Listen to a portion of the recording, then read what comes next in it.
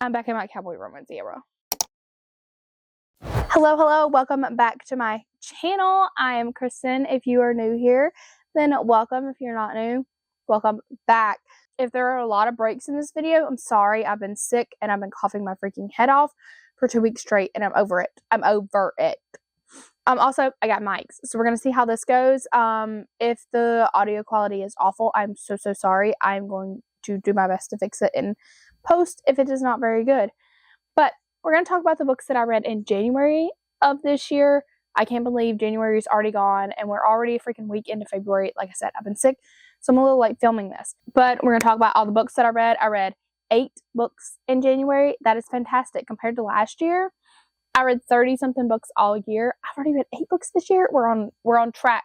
We're on track to hit my 50-book goal, which I think I will do no problem. Because I'm pumping out some books right now. I'm having the time of my life. I'm so excited to tell you about all of these books. I feel like I had a really good reading month. I had 1 or 2 books that weren't my favorite, but for the most part, it was a really good reading month. So let's go ahead and dive right in. I started the month off finishing out The Christmas List by Maren Moore. If you don't know, I love Maren Moore. I will read anything that woman writes. This is the 3rd book in the Strawberry Hollow series, and it is a Christmas novella. I love these so much. They're so fun, such quick, fun, spicy, Hallmark movie-esque reads. This is about Wyatt and Josie, and Wyatt is a single dad to a daughter named Lucy, and Josie is Lucy's teacher. Wyatt is moving back to town after being away for a long time, and it turns out that Wyatt and Josie are high school sweethearts. And Wyatt left and broke Josie's heart, and Lucy wants to be a part of this festival that they do every year, this competition that has been a part of all of these books. Lucy wants Josie to be on their team, so it's some forced proximity of them having to spend time together. It's second chance, it's spicy, it's fun, it's flirty, I love anything Maren writes. It's so sweet and so heartwarming, and this is such a fun Christmas read. If you want that warm, fuzzy feeling, read this. It is fantastic. I gave it 4.5 stars. I usually don't rate novellas, but this one actually had a plot, had a beginning, a middle, and an end, and I loved every second of it. Then I read Chasing Forever by Kat Singleton. I was a little behind on this one. I'm usually right on top of Kat's releases, but this actually came out. I got my ARC for it right around when Hurricane Helene hit, and it came out right after that, and we were out of power, displaced for 14 days with Helene. So I'm definitely late to the game when it comes to this. But if Kat writes it, I'm going to read it, even if I am a little bit late. This is the 3rd and final book in the Sutton Mountain series. If you have not read any of Kat's books, these are fantastic. I suggest starting with Black Ties and White Lies, because Black Ties and White Lies and the Black Tie Billionaires connect with the Sutton Mountain series, so they're kind of intertwined. You could definitely just read the Sutton Mountain series. I feel like you get the best reading experience if you start with Black Ties and White Lies, which is one of my favorite books of all time. This is about Dean and Liv, and I've been waiting for Dean the entire series. If the camera moved, I'm so sorry. My battery already died. But I've been waiting for Dean's story since the 1st book in the Sutton Mountain series. You've gotten little glimpses of him and being a single dad to his little girl Clara throughout the books, and I have been waiting for Daddy Dean the entire time, and we finally got him, and he did not disappoint. Dean's wife was killed in a car accident when Clara was just a baby, and then we're going to fast forward to Clara being a couple years old, and this girl named Liv comes into town.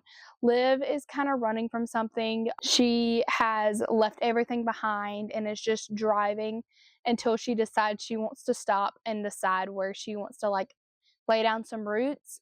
And she stops in the Sutton Mountain, and of course everyone there is so kind and welcoming. Liv ends up taking a job as Clara's nanny and moves into Dean and Clara's house. So there's a lot of tension there between the two of them. Dean is definitely not looking to start a relationship, and neither is Liv. He's very closed off because of the trauma that he has gone through with losing his wife. But I loved watching their relationship grow. I love Sutton Mountain so much, and the found family within this town and like how much they take care of each other is, it literally warms my heart so much. But I loved watching these two fall in love and watching Liv with Clara, and they are just, you could tell that they're so special and made for each other in this book, and I am obsessed. They're so sweet and cute, and the spice is there, of course, because it's a Kat Singleton book. 5 stars, absolutely love this so much. And then in preparation for Onyx Storm, I read Iron Flame. I have been putting this off since it came out. I've been putting it off because I was so scared that I was going to get to the end of this and then be heartbroken that I was going to have to wait until Onyx Storm came out. Which really shouldn't have mattered because I'm now heartbroken that I have to wait for book 4. But we'll talk about that in a minute because I also read Onyx Storm this month. I did the graphic audio while reading along, which was fantastic. I love the graphic audios for these books. They're so good, and I cannot wait to reread Onyx Storm with the graphic audio for it whenever it comes out. This is book 2 in the Empyrean series, Fourth Wing series. This is, of course, about Violet and her going through the Riders Quadrant and everything that is going on. All of the insane things that are happening in Navarre. This picks up right where Fourth Wing leaves off. If you have not read Fourth Wing, the cliffhanger on that thing, you just jump right back into it. I feel like this was very much what it should have been in this series. It progressed the story the way it should. You learn a lot of information, but it doesn't feel too info dumpy. There's not a whole lot I can tell you about this book without giving a lot away. Xaden is still Shadow Daddy. We still love him. I feel like Riddick really shines in this. I love Riddick so much. I am definitely a Riddick girl. If you ever pay attention to the books that I love in series, a lot of time it's the funny, goofy, like comedic relief in group. Like, I'm a Joey girl. I love Joey from Friends. He's the comedic relief. I am a Riddick girl.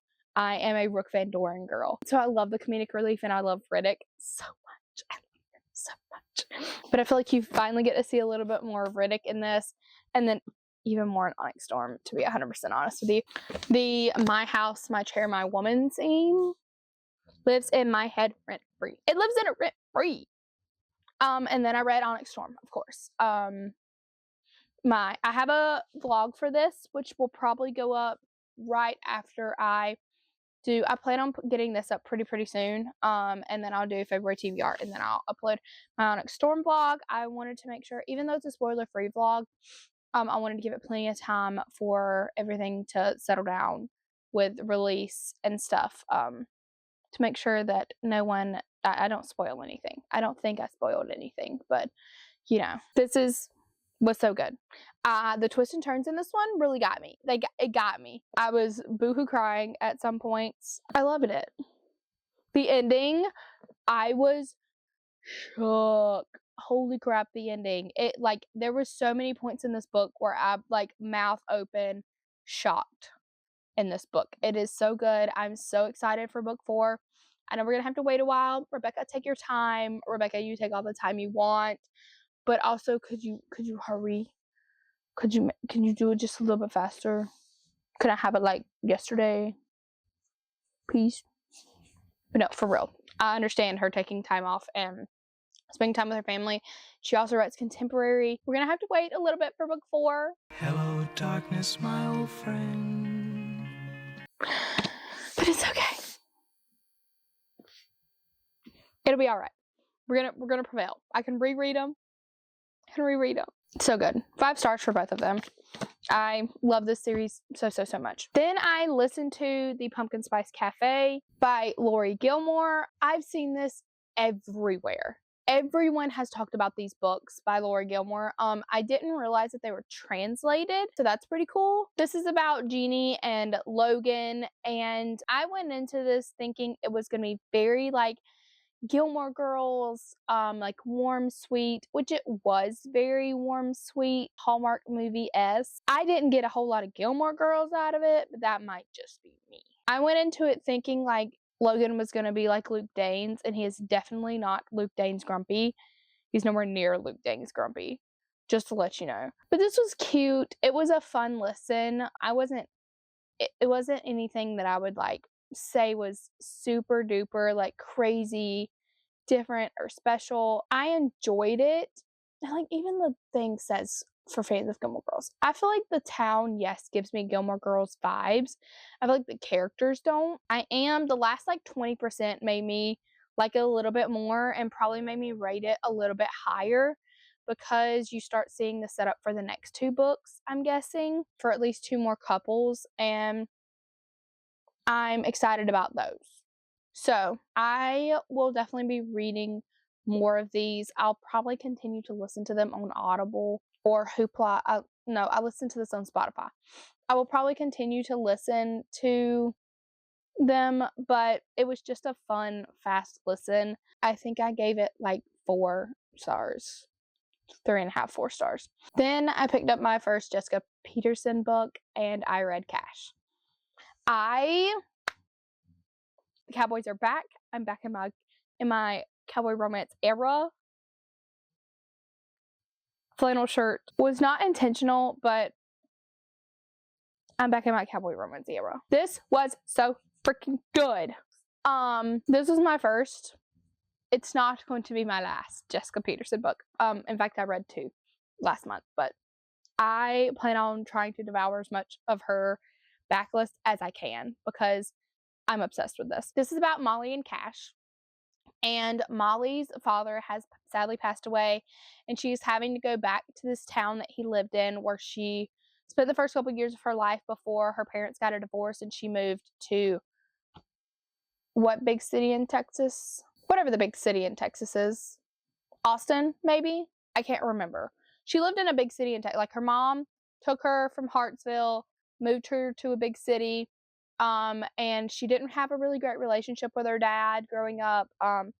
But she is going to be inheriting his farm, and which is worth a lot of money. She's going to be inheriting all of this money and this farm from him, and her plan is to go down there, get the money, and sell the farm. Cash is the foreman of the ranch, and he shows up also to the hearing thing that the lawyer does where it tells you the will reading or whatever.